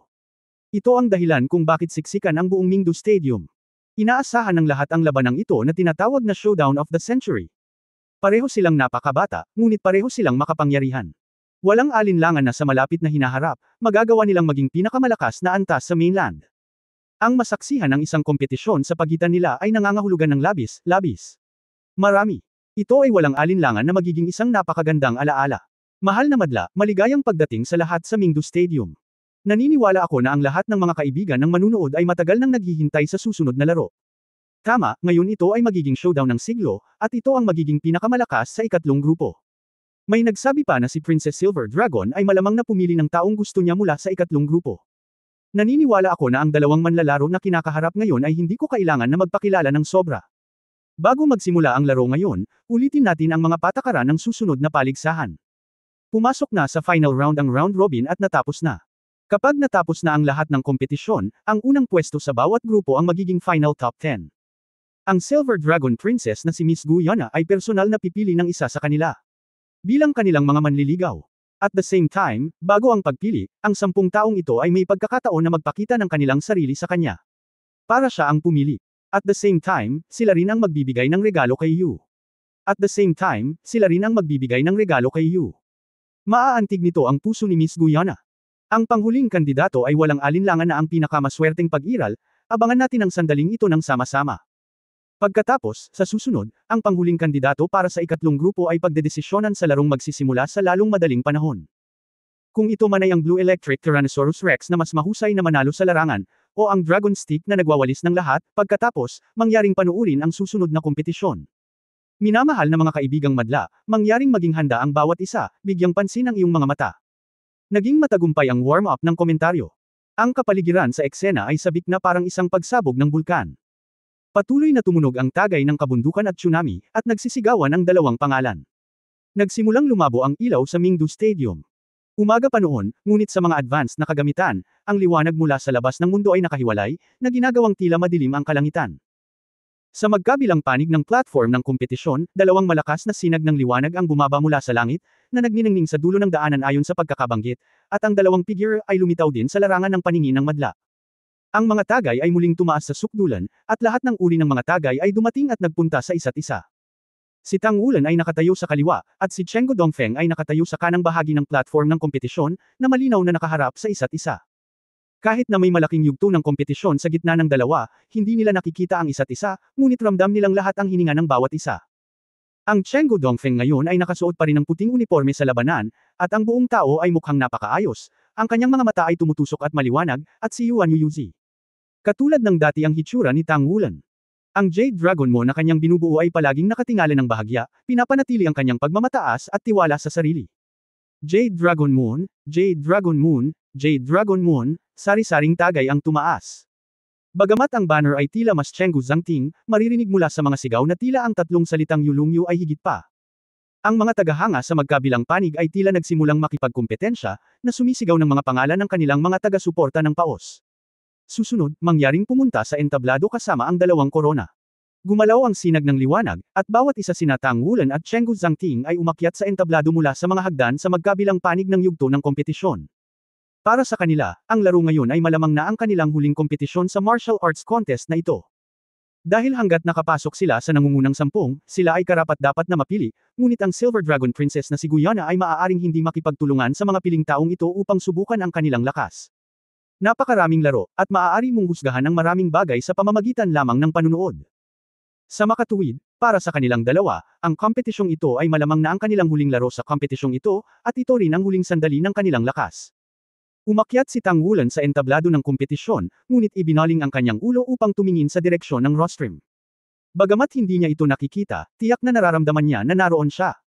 Isang malabong ngiti ang lumitaw sa kanyang mukha, ganap na hindi pinapansin ang Chenggu Zhangting sa tapat, at sumenya sa direksyon ng rostrum. Sa oras na ito, ang protection na takip ay itinaas, at ang tinig ng komentaryo ay nakahiwalay din. Wow, lahat, ang Yulong Moon Crown ay kumaway sa direksyon ng rostrum.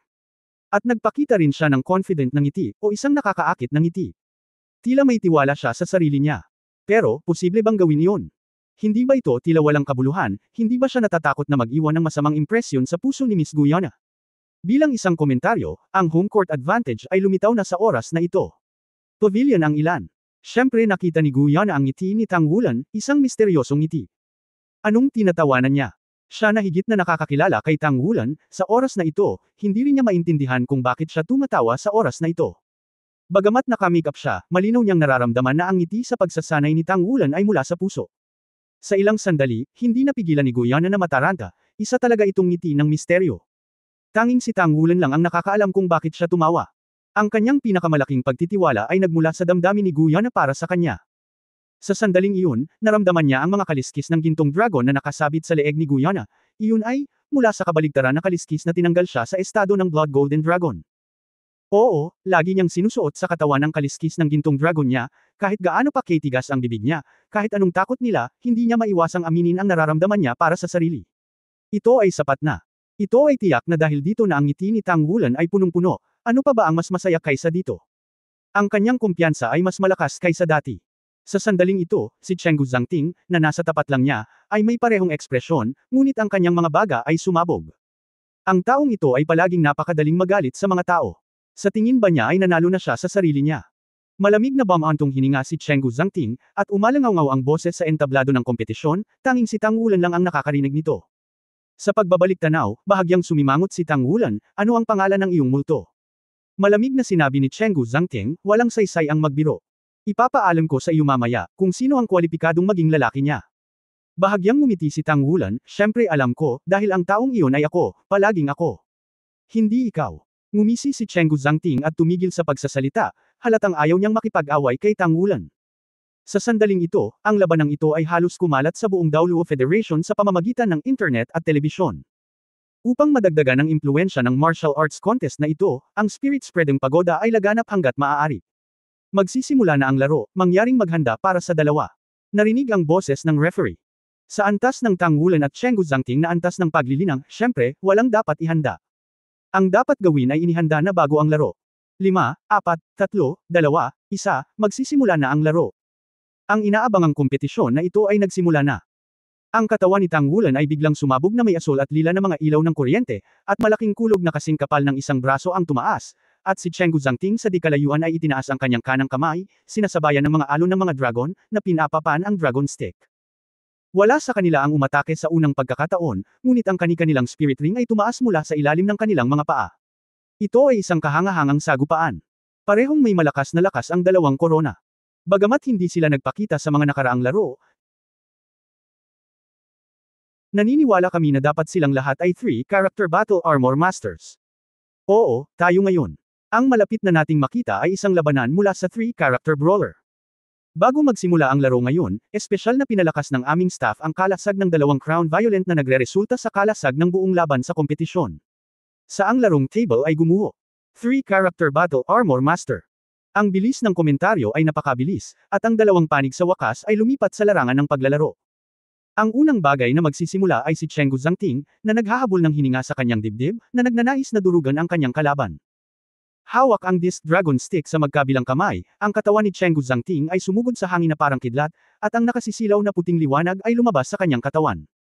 Ang Disc Dragon Stick sa kanyang kamay ay tila mabilis na lumaki, na naging 100 metro ang haba, na parabang ito ay malapit ng masira sa kalangitan. Pangkalahatan. Ang buong katawan ni Chenggu Zhangting ay naging malabo din at biglang lumaki. Hinawakan niya ang isang dulo ng Coiling Dragon Stick gamit ang dalawang kamay, yumuko ang kanyang katawan pabalik, at hinampos ang Coiling Dragon Stick sa direksyon ni Tang Wulan. Ang malaking patpat na panlong na 100 metro ang haba ay tila nabasag ang lupa sa sandaling ito, na parabang babasagin ang buong mundo. Sa sandaling magsimula ang laro, ang opens iba ni Chenggu Zhangting ay napakabangis na hindi inaasahan ng sinuman. Ang Twisted Coiling Dragon Stick ay nagbibigay sa mga tao ng hindi maipaliwanag na pakiramdam ng katatakutan. Ang hangin ay baluktot saan man ito dumaan, at isang serye ng mga maliliit na bitek sa espasyo ang lumilitaw sa mga after-image na dinala ng nakapulupot na dragon stick. Parang hindi na kayang mag-accommodate ng space. Sa ilalim ng pagkakaroon nito, ang stick na ito ay talagang kapansin-pansin. Ang espiritu, enerhiya at espiritu ay ganap na iisa. Malinaw nitong nauunawaan ang pag-atake ng antas ng kaluluwa ng stick, at ito ang pag-unawa na pagmamay-ari ni Chenggu Zhangting. Upang maging isang espiritual na sugo at may talaga ni Chenggu Dongfeng bilang kahalili sa hinaharap, ang lakas ni Chenggu Zhangting ay hindi naging kasing simple ng tila. Sa pagharap sa isang malakas na kaaway tulad ni Yulongyo, sa wakas ay ipinakita niya ang kanyang tunay na lakas sa unang pagkakataon.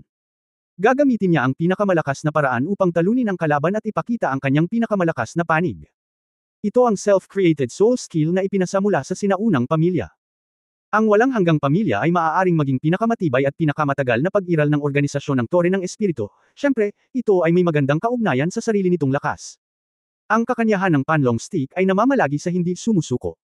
Ang pagkuha ng hindi sumusukong kaluluwa upang baliwalain ang mundo at kalabanan ang mundo gamit ang sariling kapangyarihan, hindi tulad ni Tang Wulan o Yuan Enzhenchen, na gumagamit ng batas ng patnubay upang ipakita ang lakas para sa sarili, ang pinakahuling kahulugan ng Panlong Stick ay ang paglabag sa batas. Ipinagmamalaki sa mundo. Sa makatwid, sa matigas na kahulugang ito, ang salitang sira ang pinakamahalagang kahulugan. Pagkatapos ng libu-libong taon ng pamana, at pagkatapos ng dose-dosenang henerasyon ng pagbubuod at pagpasok ng mga tao, unti-unting nabuo ang hanay ng mga diskarteng ito ng hindi sumusukong stick. Sa sinaunang pamilya, ang hanay ng mga diskarte sa stick na ito ay maaari lamang magsimulang maunawaan sa antas sa itaas ng title Daoluo. Sapagkat sa sandaling isagawa mo ang paraan ng hindi sumusukol na stick, ito ay katumbas ng pagsisimulang salungatin ang langit at ang lupa, at mapapailalim ka sa matinding pressure ng hindi nakikita, ngunit sa tuwing lalabagan mo ang mga tanikala, gagawa ka ng malaking pag-unlad sa pamamagitan ng paglundag. Mayroong siyam na mga estilo ng hindi sumusukong paraan ng stick. Maging ang patriarch ng sinaunang pamilya, ang patriarch ng sinaunang Dongfeng, ay nagsagawa lamang ng ikawalong estilo. Ang ikasyam na estilo ay hindi kailanman isinagawa sa kasaysayan ng sinaunang pamilya. Ito ay umiiral lamang sa teorya at tinatawag na break. Ang anyo ng pagiging Diyos. Matagumpay na naisagawa ni Chenggu Zhangting ang 5 estilo nito sa ngayon. Ang labanan na ito ay ang unang estilo ng paraan ng matigas na stick. Naturally, hindi ito alam ni Tang Wulan, ngunit nang biglang lumaki ang sinaunang Dongfeng Panlong Cudgel at bumasag sa kanya na parang binubuksan ang mundo, hindi niya maiwasang magpakita ng bakas ng pagkagulat sa kanyang mga mata.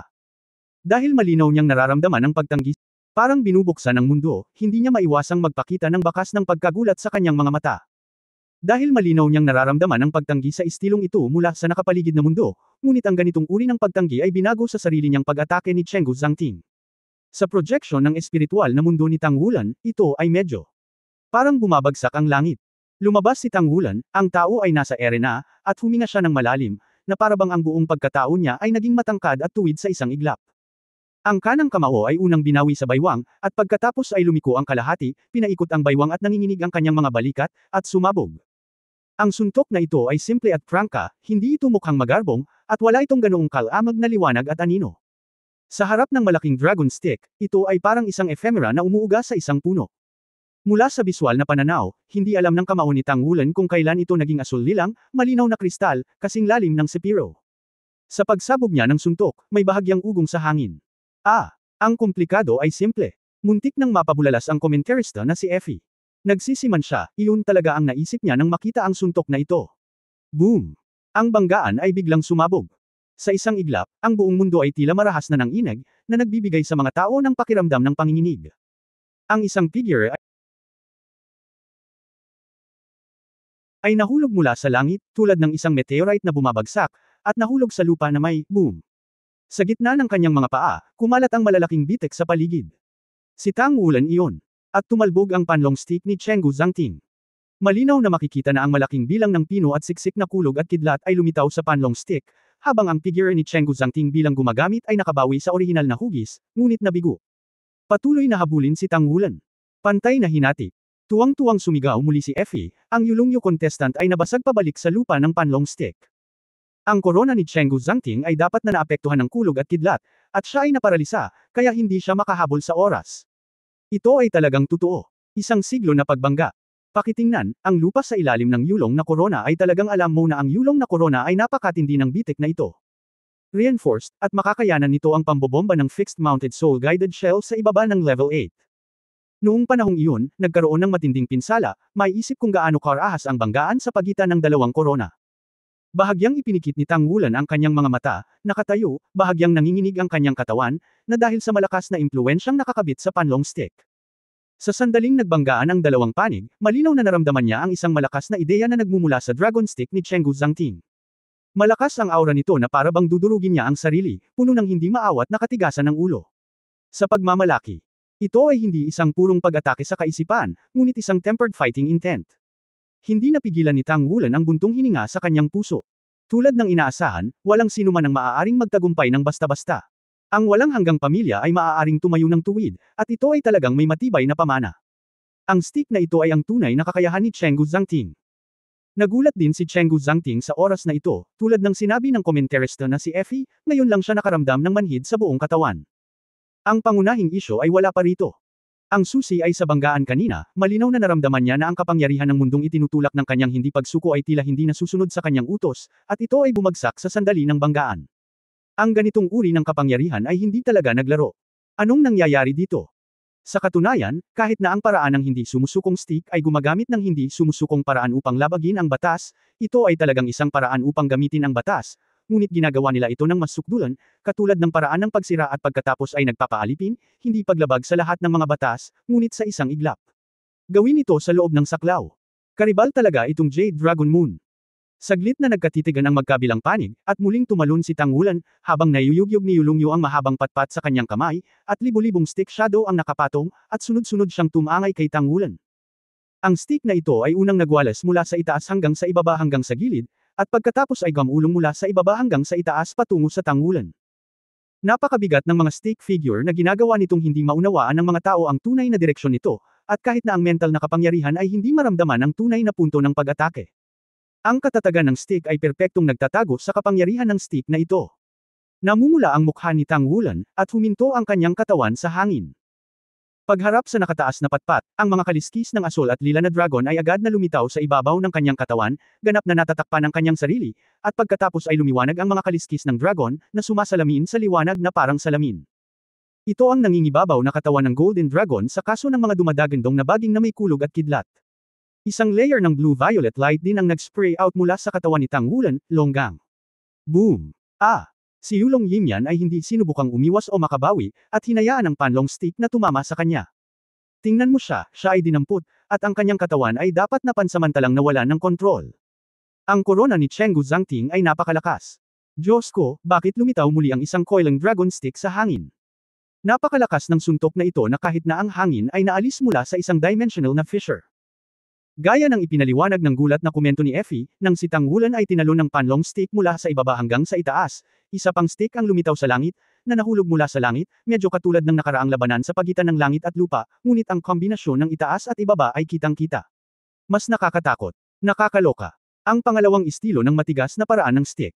Si Tang Wulan, na tila na-provoke, ay nagkaroon lamang ng oras upang tumayo gamit ang dalawang kamay, at pagkatapos ay binasag mula sa hangin ng patpat na ito, at bumagsak sa lupa ng may malakas na ingay.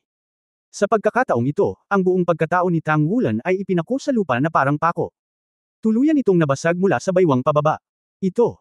Sinong mag-aakala na napakabilis ng pagbabago, ang unang pagkakataon ay tila pantay na hinati, ngunit sa pangalawang pagkakataon, si Tang Wulan ay malinaw na tinamaan ng direkta ng kalaban. Ito ay hindi nangangahulugan na mahulog sa isang dahado, ngunit upang talunin. Pati ang komento ni Effie ay napatigil. Bagamat kinailangan niyang kausapin si Chenggu Zhangting, bilang isang profesional na komentarista, talagang inaabangan niya ang laban na ito, at hinding-hindi umaasa na matatalo si Tang Wulan ng ganoon kaga. Ang laro, si Chenggu Zhangting mismo ay medyo natigilan. Sa kanyang opinyon, sa cultivation base ni Tang Wulan, dapat niyang labanan ito, paano siya matatalo ng ganoon kadali. Malinaw na hindi sinasadya ng kabilang partido na lumaban. Hindi masama, hindi masakit, bumalik ka. Nang si Chenggu Zhangting ay medyo nalilito, kahit na iniisip na siya ang nanalo sa laro, ang boses ni Tang Wulan ay nagmula sa kanyang mga tainga. Pagkatapos ay nakita niyang tumalon si Tang Wulan habang umaalalay sa lupa. Pinunasan ang dugo sa gilid ng kanyang bibig, itinaas ni Tang Wulan ang kanyang braso, at pagkatapos ay ikanawit ang kanyang daliri sa direksyon ni Chenggu Zhangting. Mapanukso. Sa rostrum, nang makita ang eksenang ito, maging ang walang hanggang Dongfeng ay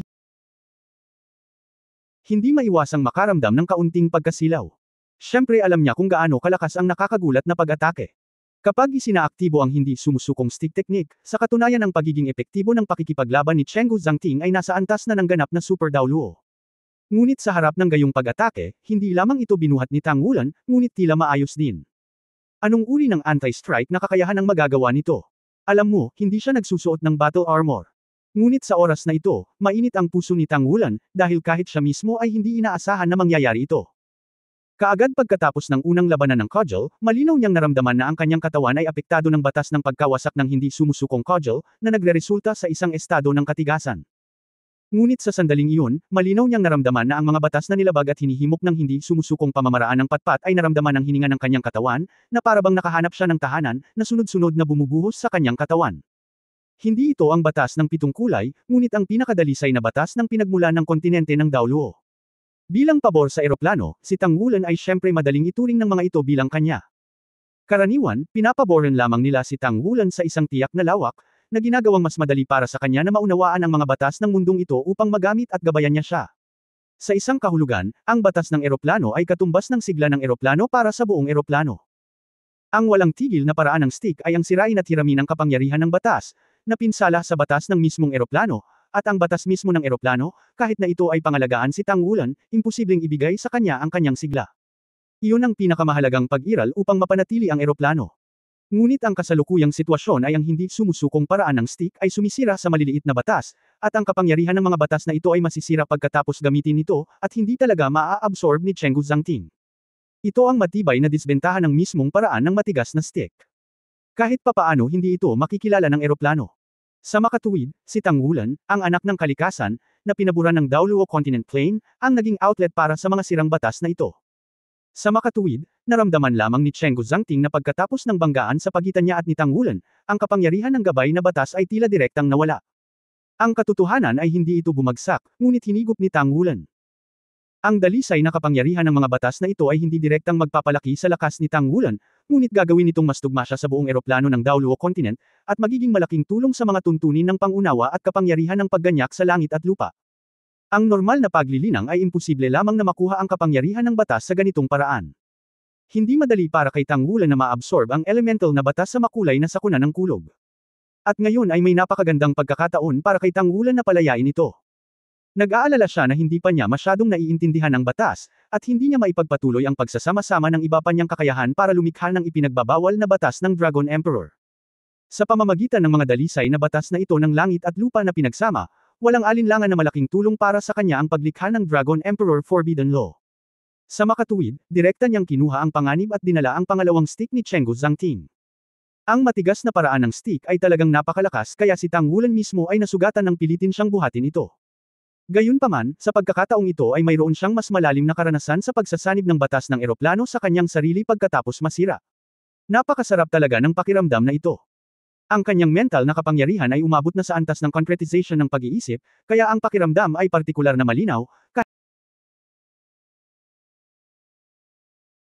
kahit na ang kanyang sariling makulay na mga patakaran ay naapektuhan sa isang tiyak na lawak, at ang ilang mga pagbabago ay naganap ng hindi mahahalata.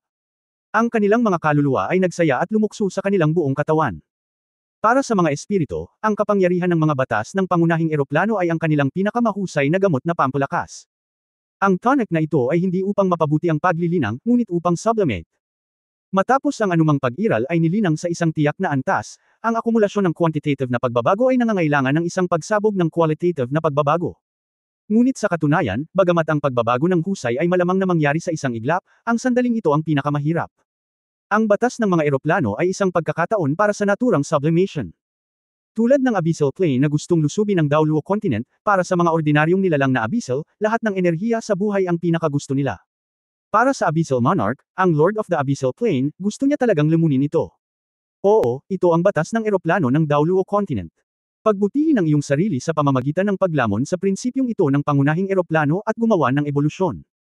Sa makatuwid, maiisip na bagamat hindi gaanong na-absorb ni Tang Wulan ang pagkakabangga sa paraan ng matigas na stick, kahit na kaunti lang, ito ay isang bagay na kahit na ang mga masters ng ibang eroplano ay gustong sumipsip. Dahil dito, kahit na gusto ni Tang Wulan na alisin ang kanyang karibal sa kanyang harapan sa lalong madaling panahon, at talunin si Chenggu Zhangting. Pero sobrang sarap ng pakiramdam na natamaan siya ng dragon stick niya ng ilang beses, pinili niya itong buhatin ng husto ng walang pag-aalinlangan. Sa likas na lihim na pamamaraan ng kanyang ontolohiya, talagang malakas ang pisikal na kalidad na binabantayan ng bloodline ng Golden Dragon King. Nang makita ni Chenggu Zhangting ang mapanuksong kilos ni Tang Wulan, ang kanyang unang reaksyon ay hindi galit, ngunit hindi kapani-paniwala. Paano kaya ito? Paano magagawa ng isang tao na dalhin ang kanilang sariling hindi sumusukong cudgel nang hindi gumagamit ng sandata sa labanan, ngunit pinukaw ang kanilang sarili na parang isang mabuting tao?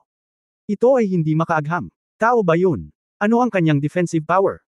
Huminga ng malalim si Tang Wulan, ang core ng dragon ay pumutok ng marahas, nag-spray ng nasusunog na dugo at umagos ang kanyang katawan, agad na napigilan ang kanyang mga sugat. Nabawasan din ng husto ang sakit ng kanyang mga braso. Napakahina ng iyong tungkod. Muli niyang tinukso si Chenggu Zhangting. Marami pang eroplanong maa-absorb ng mga direktang hit, at gusto lang niyang tamaan ulit ito ngayon. Ang malamig na liwanag ay kumikislap sa mga mata ni Chenggu Zhangting, ang panlong stick sa kanyang kamay ay itinayo, at bigla siyang nalaglag at itinapon ito diretso kay Tang Wulan. Ang panlong stick ay mabilis na lumaki sa hangin, at ang dragon relief sa stick ay tila nabuhay, na naging isang puting dragon na umaaligid sa panlong stick. Gamit ang panlong stick bilang sentro, ang mga nakapalibot na batas ay lubhang nagbabago at nabaluktot. Naramdaman lamang ni Tang Wulan na maraming batas ang nasira muli, at pagkatapos ay nilamon siya ng bibig ng higanteng dragon at ibinalik sa panlong stick. Ang panlong stick mismo ay naging mas malaki, at ang buong katawan ay kumikinang na parang isang malaking sinag ng liwanag. Hindi madala ito ng husto. Isang malakas na pakiramdam ng krisis ang dumating sa isang iglap, at si Tang Wulan ay sumugod ng patagilid ng walang pag-aalinlangan. Ngunit sa sandaling ito, isang malakas na traksayon ang nagmula sa panlong stick, na parang isang hindi nakikitang kadena ang agad na nakakulong kay Tang Wulan, at ang hangin sa paligid ay naging malapot din, kaya nahihirapan siyang gumalaw. Nang makita iyon, ang higanteng patpat ay malapit ng bagsakan si Tang Wulan. Ang pangatlong estilo ng matigas na paraan ng stick ay hindi matitinag. Huminto ang figure ni Tang Wulan, isang malakas na dagandong ng dragon ang umalangaw-ngaw sa loob ng kanyang katawan, ang kanyang kanang braso ay agad na naging kulay asul lilang, at siya ay tumama. Blue Emperor, Thor Sweep. Hindi naman sa ayaw niyang mahirapan ang pag-absorb ng kapangyarihan ng batas, ngunit hindi niya ito kayang tiisin. Masyadong nakakatakot ang pakiramdam na malapit na niyang durugan ang sarili niya. Boom! Ang letigo ng Thunder God ay tumama sa coiling dragon stick, at si Chenggu Zhangting, na naghagis ng coiling dragon stick sa kalangitan, ay biglang lumiwanag, at ang buong tao ay tila naging isang makinang na katawan. Lahat ng dati ng nilabag na batas ay ibinalik sa kanya sa pamamagitan ng dragon stick. Bumagsak siya sa langit, bumaba, tumapak sa panlong stick. Sa oras na ito, kahit na pinigilan ng Thunder God Sweep ang pababang spiral ng panlong stick, naramdaman lamang ni Tang Wulan na ang kanyang buong katawan ay tila nabali, at ang mga nakapalibot na batas ay marahas na nasira at ang proseso ng bridging ay paulit-ulit. Ang kanyang katawan ay nagsimulang sumipsip ng mga sirang batas na iyon, ngunit ang panlong stick mismo ay gumawa din ng isang malakas na puwersa ng pagsipsip, na hinihigop ang mga sirang batas na ito pabalik sa Chenggu Zhangting. Sa isang kislap ng gininto ang liwanag sa kanyang mga mata, nakita ni Chenggu Zhangting ang kanyang kanang paa na nakatapak sa panlong stick na biglang huminto, at ang paligid ay tila huminto saglit.